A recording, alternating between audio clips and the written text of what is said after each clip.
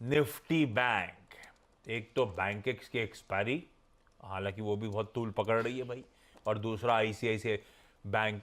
Banks तो वैसे flavour में रहेंगे, कई सारे रिटेल फोकस वाले या ट्रेडर फ्रेंडली बैंक्स भी आज रडार पे होंगे, लेकिन आईसीआईसीआई बैंक खास तौर पे क्या करना है निफ्टी। अपन आईसीआईसीआई बैंक की आगे चर्चा करते हैं, आपने अंश हिंट तो दे ही दिया है निफ्टी बैंक का अप्रोच। देखिए निफ्टी बैंक में आपका पहला सपोर्ट रहेगा 47,875 टू 48,050, जो आपका 10 और 20 डे एक्सपोनेंशियल मूविंग एवरेज है वहां पर। और बड़ा सपोर्ट रहेगा आपका 47,400 टू 47,500।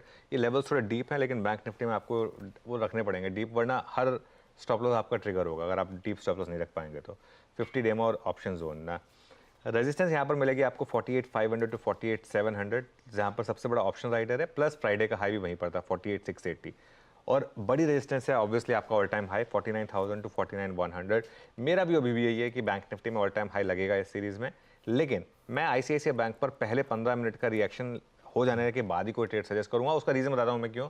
फ्राइडे को जाते जाते किसी ने आईसीआईसीआई बैंक में अच्छे खासे लॉन्ग्स क्रिएट किए हैं, और वैसे भी मैं तो हमेशा बोलता हूँ कि सैटरडे को कोई भी नंबर्स आए ना, मंडे को आप पहले 15 मिनट उन ट्रेडर्स को हट जाने दीजिए, उन जो जिसे कहते हैं ना, जिनके पास थोड़ी सी इनसाइड इन्फॉर्मेशन, थोड़ा स्ट्रांग वर्ड हो गया, जिनके पास थोड़े से हिंट्स होते हैं, उनको निकल जाने दीजिए एक बार। उसके बाद आपके पास क्लीनर प्ले मिलता है 15 मिनट के बाद। तो 9:30 के आसपास एक व्यू लें, 48,150 टू 48,300, अगर वहां पर स्टेबिलिटी दिखे बैंक निफ्टी पर एक बड़े गैप अप के बाद, तो वो एक बाय जोन होगा 48,050 के बहुत टाइट स्टॉप लॉस के साथ, फ्राइडे के लो से जस्ट नीचे 48,050 का एक टाइट स्टॉप लॉस रखें।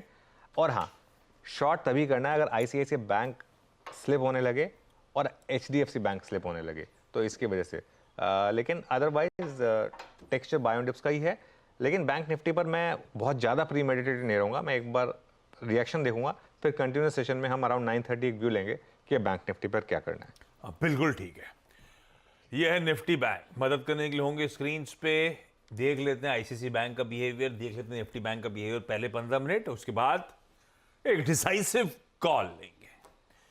ये हो गया Nifty buy on dips, Nifty bank, let's watch out. आज की स्ट्रैटेजी पूरी। अब सीएनबीसी आवाज का जो मॉर्निंग पैनल है वो आपकी स्क्रीन पे रेडी हो रहा है। कुछ ही देर में बातचीत की शुरुआत करेंगे इस पैनल के साथ, लेकिन पहले मंडे के सारे बिग स्टॉक्स डिस्कस कर लिए जाए। डॉक्टर साहब स्टिक में। हाँ, आज यहाँ पर रडार पे क्या क्या? देखिए आज का एक्सीडेंट ऑफ द डे, और जो काफ़ी टाइम से हम टीज भी कर रहे हैं, बॉम्बे स्टॉक एक्सचेंज बीएसई आज का एक्सीडेंट ऑफ द डे होने वाला है। हुआ क्या है वीकेंड पे, सेबी ने बोला, अच्छा ये क्या होता है ना इन चीज़ों में, हमेशा मैं एक चीज़ बोलता हूँ, एक नितिन कामत हैं, वो हमेशा एक चीज़ बोलते हैं कि हमारे जो बिजनेसेस है ना, we are one circular away from our valuations getting halved. ठीक है ना। सेबी ने एक सर्कुलर निकाला कि आप टर्नओवर के हिसाब से फीस दीजिए, एक्चुअल टर्नओवर के हिसाब से, नोशनल टर्नओवर के हिसाब से नहीं। अब मैं उसको बताता हूँ क्यों इंपॉर्टेंट। ऑप्शंस कॉन्ट्रैक्ट्स, अब ऑब्वियसली जो बीएसई में इतनी बड़ी रैली आई है वो क्यों आई है, क्योंकि ऑप्शंस में उनका मार्केट शेयर बढ़ रहा है एकदम से। वीकली एक्सपायरी जो उन्होंने शुरू की है, 2 सेंसेक्स और बैंक में अच्छे वॉल्यूम आ रहे हैं उनको। इनफैक्ट उन दिनों में वो लीडर भी होते हैं, एनएससी से ज़्यादा वॉल्यूम उस समय बीएसई पे होता है उन दिनों में। होता क्या है आशीष, प्रीमियम के मुकाबले नोशनल वैल्यू जो है ना, सॉरी जो नोशनल वैल्यू होती है वो काफ़ी ज़्यादा होती है। ठीक है, नोशनल वैल्यू क्या होती है, अगर सपोज करिए सेंसेक्स 73,000 पर है, तो 73,000 जो है ना वो उसकी एक्चुअल वैल्यू है। और अगर आप प्रीमियम पर दे रहे हो 73,000 की कॉल मान लो सिर्फ 200 रुपए पे, तो अब तक आप 200 रुपए पे फीस दे रहे थे, ये प्रीमियम पे कर रहे थे, ना कि कुल वैल्यू। अब आपको 73,200 पे देना है, छोटा मोटा नहीं है ये। और रेगुलेटरी फी बड़ी होती है, बड़ी रेगुलेटरी फीस होती है इनकी, क्योंकि क्या है ना कि ये उनको वो 15% ब्याज के साथ भी देना है। अच्छा क्या है ना इसमें, ऑब्वियसली अब बीएसई को टैरिफ बढ़ाना पड़ेगा। अब टैरिफ बढ़ाएगा तो वो जो मार्केट शेयर है वो उस पर इंपैक्ट आएगा। अब मैं आपको एक एग्जांपल देता हूँ, क्या सपोज करिए 73,700 की कॉल है, वो उसका प्रीमियम चल रहा है 673 रुपए। अगर आप ऑप्शन वैल्यू पर टर्नओवर देखेंगे तो जो 673 इंटू 10 6,730 रुपए, लेकिन नोशनल वैल्यू पे देखेंगे 73,730 पर तो 7,37,000।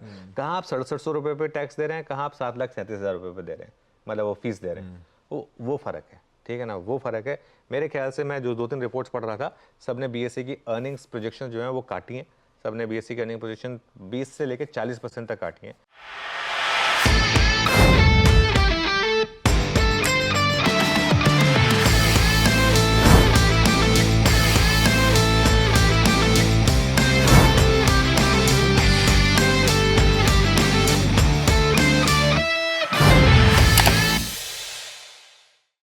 बता दें कि मनी कंट्रोल पर दिए गए विचार एक्सपर्ट्स के अपने निजी विचार होते हैं।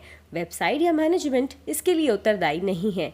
यूजर्स को मनी कंट्रोल की सलाह है कि कोई भी निवेश निर्णय लेने से पहले सर्टिफाइड एक्सपर्ट की सलाह लें।